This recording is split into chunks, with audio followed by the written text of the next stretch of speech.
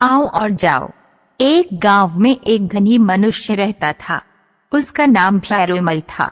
भैरोमल के पास बहुत खेत थे। उसने बहुत सी नौकर और मजदूर रख छोड़े थे। भैरोमल बहुत सुस्त और आलसी था। वे कभी अपने खेतों को देखने नहीं जाता था। अपने मजदूर और नौकरों को बेचकर ही वे काम कराता था। मजदूर और नौकर मनमाना काम करते थे।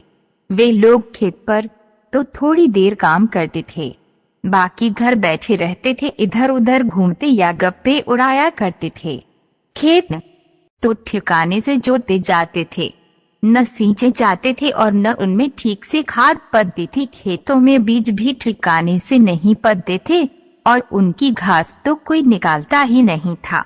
इसका फल ये हुआ कि उपज धीरे धीरे घटने लगी। थोड़े दिनों में भैरोमल गरीब होने लगा। उसी गांव में राम प्रसाद नामक एक दूसरा किसान था। उसके पास खेत नहीं थे। वह भैरोमल के ही कुछ खेत लेकर खेती करता था, किंतु था परिश्रमी। अपने मजदूरों के साथ वो खेत पर जाता था, डटकर परिश्रम करता था। उसके खेत भले प्रकार जोते और सींचे जाते थे, अच्छी खाद पड़ती थी, घास निकाली जाती थी और बीज भी समय पर बोए जाते थे। उसके घर के लोग भी खेत पर काम करते थे। खेत में उपज अच्छी होती थी। लगान देकर और खर्च करके भी वह बहुत अन्न बचा लेता था। थोड़े दिनों में राम प्रसाद धनी हो गया।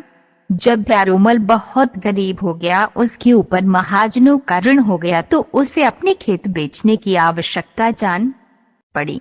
यह समाचार पाकर राम प्रसाद उसके पास आया और बोला, मैंने सुना है कि आप अपने खेत बेचना चाहते हैं। कृपया करके आप मेरे हाथ अपने खेत बेचे, मैं दूसरों से कम मूल्य नहीं दूंगा। भैरोमल ने आश्चर्य से पूछा, भाई राम प्रसाद, मेरे पास इतने खेत हैं, फिर भी मैं ऋणी हो गया, किंतु तुम्हारे पास धन कहाँ से आ गया है?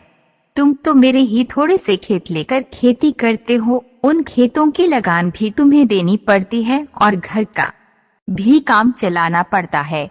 मेरे खेत खरीदने के लिए तुम्हें रुपए किसने दिए? राम प्रसाद ने कहा, मुझे रुपए किसी ने नहीं दिए। रुपए तो मैंने खेतों की उपज से ही बचा कर ही इकट्ठे किए हैं। आपकी खेती और मेरी खेती में एक अंतर है। आप नौकरों, मजदूरों आदि सबसे काम करने के लिए जाओ जाओ कहते हैं, आपकी संपत्ति भी चली गई। मैं मजदूरों और नौकरों से पहले काम करने को तैयार होकर उन्हें अपने साथ काम करने के लिए सदाव कह कर बुलाता हूँ। इससे मेरे यहाँ संपत्ति आती है। अब भैरोमल बात समझ गया। उसने थोड़े से खेत राम प्रसाद के हाथ बेचकर अपना ऋण चुका दिया और बाकी खेतों में परिश्रम पूर्वक खेती करने लगा। थोड़े ही दिनों में उसकी दशा सुधर गई। वह फिर सुखी और संपन्न हो